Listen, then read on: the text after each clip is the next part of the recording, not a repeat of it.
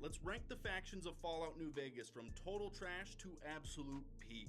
Powder Gangers first. There's zero reason to side with these guys. They're weak, punk-ass raiders who don't bring anything to the table besides dynamite and blowing things up. They're like tutorial level bad guys who think they're tougher than they actually are. 1 out of 10.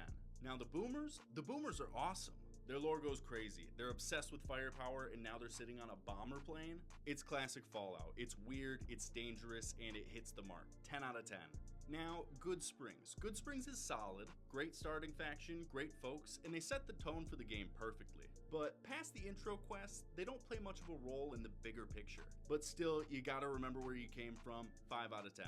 The Brotherhood of Steel. Now they're iconic in Fallout as a whole, but in New Vegas they're kind of underwhelming. Their numbers are dwindling, they're holed up in a bunker. Their lore is great, but here is not their best showing. 6 out of 10.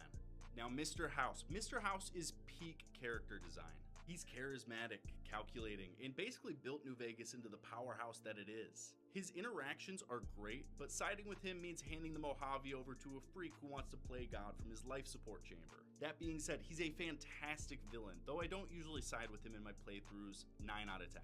Yes Man. Now Yes Man's ending feels fun the first time, like taking control of Vegas for yourself is pretty cool, but once you do it a couple times, you start to realize that his storyline doesn't have as much depth as some of your other choices. He's a cheerleader who will do whatever you say, and once the novelty wears off, it's kinda boring. 5 out of 10.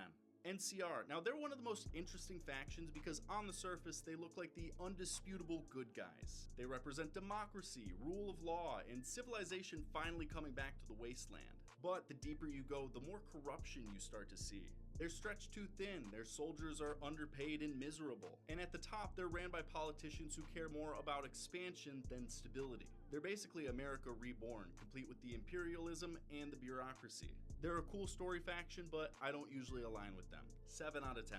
Next we have the Great Khans. Honestly, they're not much better than the Powder Gangers. They've got a little more style and some history with the NCR, but in my book, they're little more than glorified raiders. No real firepower, no sway in the Mojave, and most of the time I just finish them off and move on. 2 out of 10. And finally, Caesar's Legion.